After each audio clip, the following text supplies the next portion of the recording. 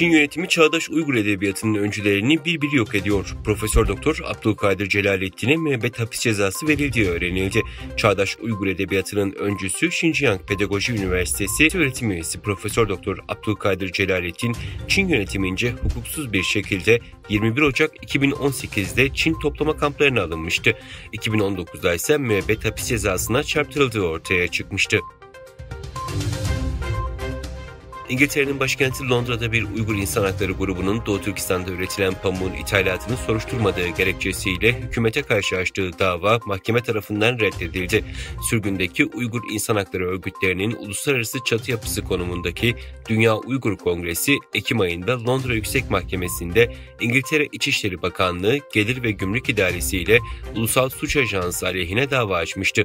İnsan Hakları grupları Çin'i Doğu Türkistan'daki Müslüman Uygurlara yönelik kamplarda zorla çalıştırma da dahil hak ihlali yapmakla suçluyor.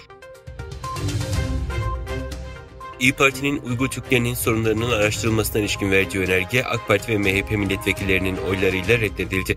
İYİ Parti Aydın Milletvekili Aydın Adnan Sezgin bu konuya dair 7 defa verdikleri araştırma önergesinin yine reddedildiğini belirterek zulüm gören soydaşlarımızla ilgili aktardığımız somut bilgilere ve çağrılarımıza cevaben iktidar bizleri ABD'nin Batı'nın oyununa düşmekle itham etti dedi.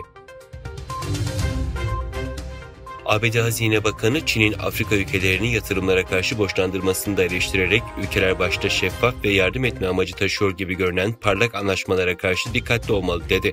Bakan 3 ülkeyi kapsayan Afrika turunun ilk durağı olan Senegal'in başkenti Dakar'da gençlere ve kadın girişimcilere kredi desteğinde bulunan bir iş geliştirme merkezinin ziyareti sırasında konuştu. Yalın Afrika'da ulaşılabilir internet ağı ve dijital girişimcilik için 350 milyon dolar yatırım yapmak istediklerini de sözlerine ekledi. Büyük şehirlerde artan vakaların yarattığı salgın dalgası tepe noktasını geride bırakırken geleneksel ay takvimine göre Çin yeni yılının kutlandığı Bahar Bayramı'nda taşraya yapılan seyahatlerin yeni salgın dalgasını ortaya çıkaracağı öngörülüyor.